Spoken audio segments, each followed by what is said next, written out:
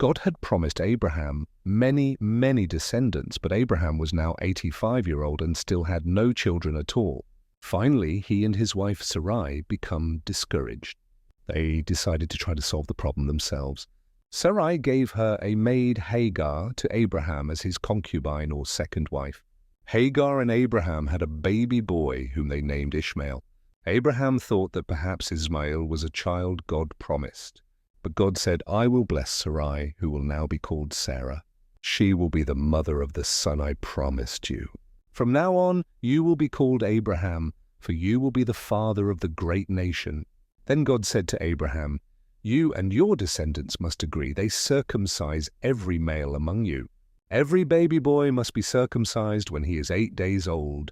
Circumcision was to be the sign of the covenant between God and the family of Abraham.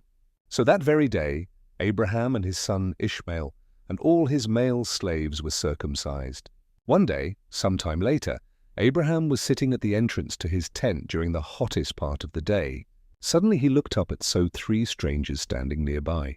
Abraham invited them to stop and eat with him. He provided water for washing their feet and food for their dinner. Abraham himself served the meal, while Sarah remained reminded inside the tent.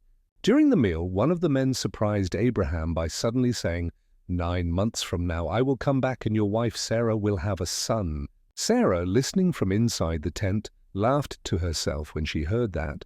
How could she possibly have a baby at her age? But the man knew Sarah had laughed. Thinking his promise ridiculous, is anything too hard for load? He asked, "9 months from now I will return, and Sarah will have a son just as I have said."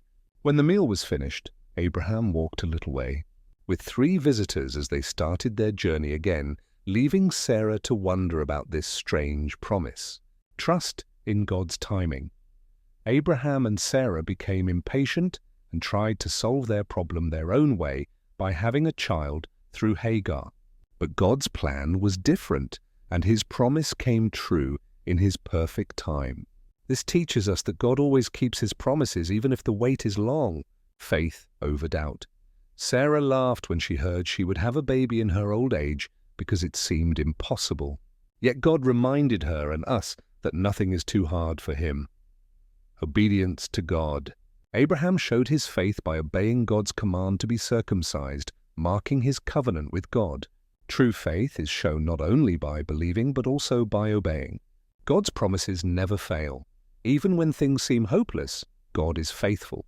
Isaac's birth proved that God keeps his word no matter how impossible the circumstances look.